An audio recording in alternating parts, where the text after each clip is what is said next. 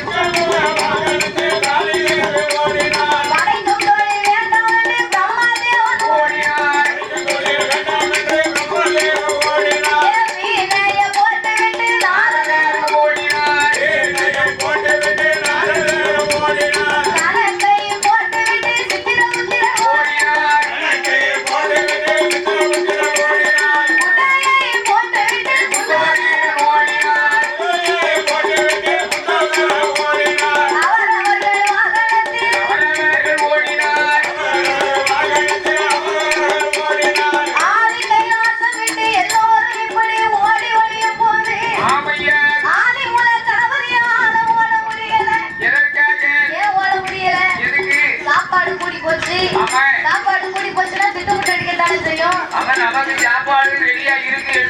சாப்பாடு சரி கழுவி போட்டுட்டாங்க. கல்வி அப்பவே கல்வியாச்சுன்னா நீ சாப்பாடு வேணும்னு கேட்டேன். நீ நம்பிக்கிட்டு நீ நம்பிக்கை வச்சிருக்கா அப்போ ஆண்டவனாகிய சிவபெருமான் இறைவனாகப்பட்ட பகவான் ஓடும் போது ஆதிமூல கணபதி விநாயக பெருமான் ஓடோடி வந்து சிவபெருமானை வழிபடித்து நின்றார். என்ன சொல்லுகின்றார்? அம்மையம்மா பகவானே, அம்மையம்மா பகவானே, இந்த ஆதிமூல வார்த்தைகள் மகனான பிறக்கலாம், மூத்த மகனான பிறக்கலாம், வாகனத்தை கொடுக்கலாம்,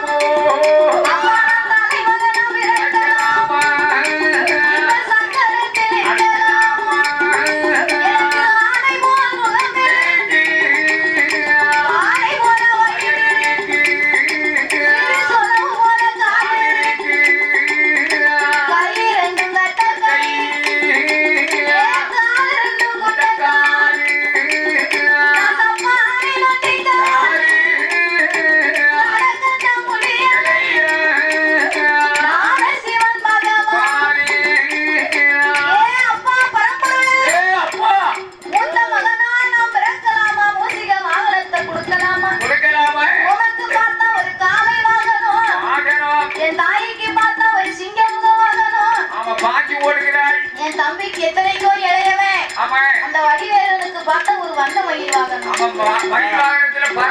எனக்கு மட்டும் ஏனப்பா இந்த சிறிய பெருச்சாலி வாங்கணும். பெருச்சாலி வாகனத்தை வச்சுக்கிட்டு என்னால ஓட முடியல, ஒண்ணுமே செய்ய முடியல. அது என்ன கேட்டு தெரியுமா? ஏப்பா ஓடி வா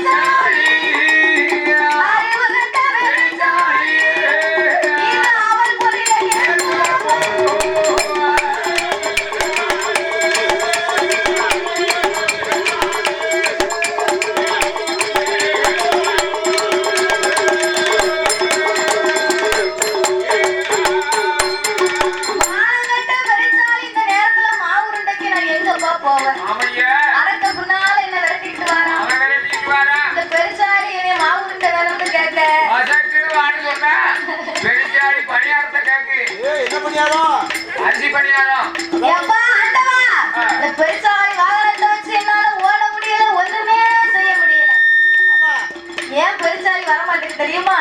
அது ஒரு சின்ன கதை இருக்குப்பா. அதாவது அன்னைக்கு பார்த்த விநாயகருக்கு விநாயகர் சதுர்த்தி, ஆதிமூல கணபதிக்கு அன்னைக்கு பார்த்த விநாயகர் சதுர்த்தி அன்னைக்கு பக்தர்கள் எல்லாம் ஒன்று கூடி அவருக்கு பச்சனை பலகாரத்தை கொண்டு வந்து மலை மாறி குடிச்சாங்க. மோத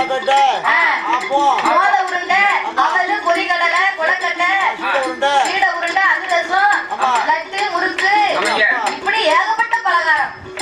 அப்ப அந்த விநாயக பெருமாள் பக்தர்கள் எல்லாம் நமக்கு இப்படி மலை மாறி பச்சனை பலகாரத்தை கொண்டு வந்து போட்டிருக்காங்க. நம்ம சாப்பிட்டுட்டு அவருக்கு ஆசை கொடுக்கலன்னு சொன்னா பக்தர்கள் எல்லாம் நம்ம மேல கோவப்படுவாங்களே அப்படின்னு சொல்லி இருக்கக்கூடிய பச்சனை பலகாரத்தை அவர் 2 கையால பழுமாறுறாரு. அதுவும் போக அந்த தும்பிக்கையை எடுத்து பழுமாறிக்கிட்டு இருக்காரு.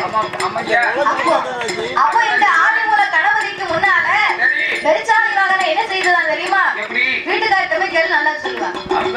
அப்ப இந்த பெருச்சாலி வாகனம் ஆதிமூல கணபதிக்கு முன்னால நின்னுகிட்டு கையை ஏந்தி இப்படியே பார்த்துச்சான்.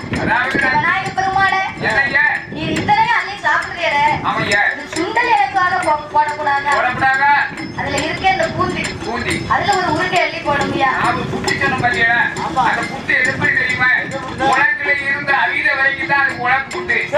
அந்த உலகத்தை விட்டு வெளியே வந்துருச்சுன்னா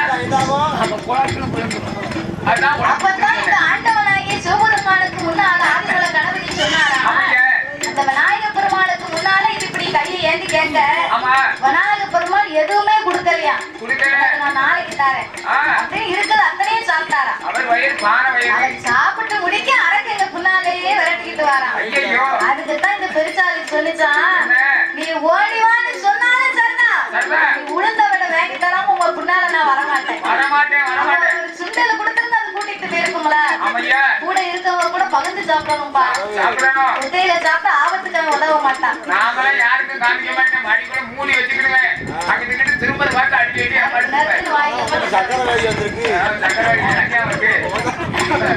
இந்த பெருச்சாலி வாங்கணும் இப்படி ஒரு காரணத்தினாலதான் அது பெருச்சாலி வாங்கணும் கூட்டிக்கிட்டு போகலன்னு சொல்லுது. ஆண்டவனுக்கு தெரியாதுல்ல.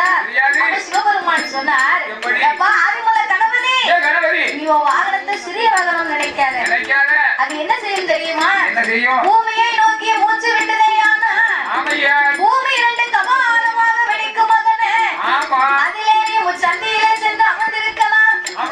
உனக்கு துணைக்கு துணையாக அப்பா நான் ஒரு அரச மரமாகவும், உங்க அம்மா ஒரு வேப்ப மரமாகவும், உங்க தாய்மாமை கோபால கண்ணனே ஒரு ஆலமரமாகவும் தோன்றி அருகாமையில நாங்க இருப்போம். இன்னைக்கு பிள்ளையார் இருக்க இடத்த பாருங்க, ஏதாவது 3ல இது ஒரு மரம் இருக்கும். முக்கியமா அரச மரத்தடியில ரொம்ப இருப்பார் ஆலமரம். ஆகையினால அத்தை வருவா. கையால பிடிச்சு தூங்கு. ஆமா அதான் கேட்டேன். அப்ப ஆண்டவன் இப்படி வரம் கொடுத்து விநாயக பெருமாளை வழி அனுப்பி வைத்தார். சரி அவளை எதால கட்டிச்சு? அவ்வளவு வாயால அடிச்சு அதான் உங்க கதை. வயது சும்மா இருக்கணும். பன்னெண்டு பெரிய வயது சும்மா இருக்கிற யாருக்கு? அப்ப இந்த விநாயக பெருமாளுக்கு ஆண்டவன் வரம் கொடுத்து வழி அனுப்பி வைக்க ஆமைய எட்டோடு எட்டு நாள் எட்டு ஆட்டம் ஓடினார். எட்டோடு எட்டு நாள்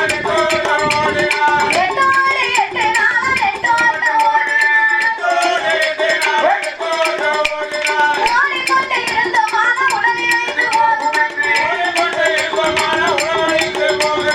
அக்கோ வந்த தேவர்களை நந்தவன தோட்டமாக்கி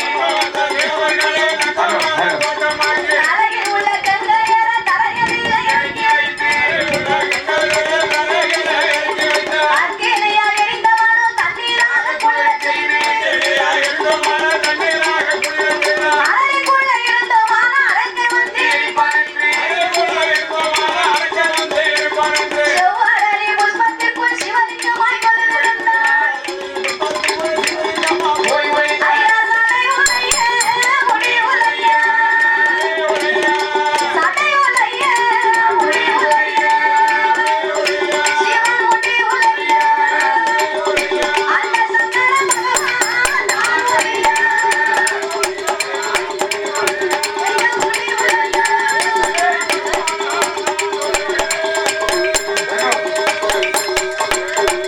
சடையும் உழைந்தது முடியும் உழைந்தது. ஆமா ஆண்டவனால நின்னு அள்ளி கட்ட முடியல. முடியல கிட்ட இருந்து அழுக்க வந்து எரிச்சிட்டு போயிடுவானே. சிவானே அப்படி என்று ஆண்டவன் ஓட்டமாக ஓடி வந்து ஆமையா ஆயர்வாடிக்கு மேற்கே யமுனையாற்றாம் கரை ஓரத்தில் நின்று ஆமா மணலை இதழாக்கி ஐம்புலனை அடக்கி ஒடுக்கி முடிஞ்சு செவ்வரளி புஷ்பத்திற்குள் சிவலிங்கமாகவே போய் வழிந்தார் சிவபெருமான். ஆமையா அந்த ஆண்டவன் ஒழிந்த நாள் முதலாக ஆமா ஆதிகையிலே அருளும் இல்லாமல் பொருளும் இல்லாமல் இல்லாமல் சிவன்தானே இந்த உலகத்தின் சோதி. ஓடி சிவனே இல்லைன்னா ஆ இந்த உலகம் எப்படி இருக்கும்? அதானே ஒரே இருளா இருக்கும். எங்கு வந்தாலும் ஒரே இருமயமா இருக்கு. ஆமையா ஆதியாலே கைலாசம் அருளும் இல்லை.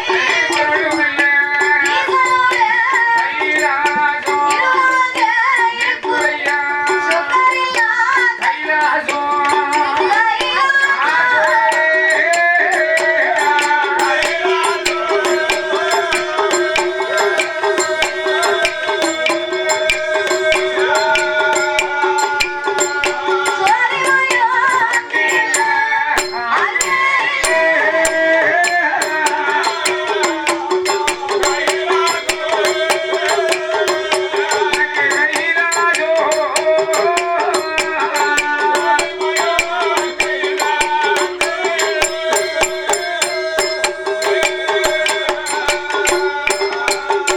அதே ஆண்டானை காணோம்.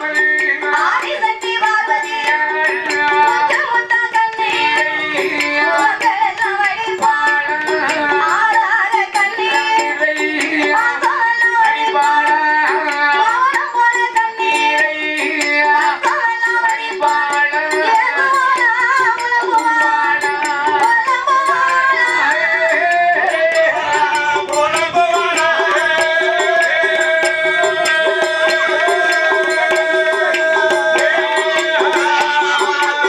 அவன் ஈஸ்வரனை நோக்குவான்.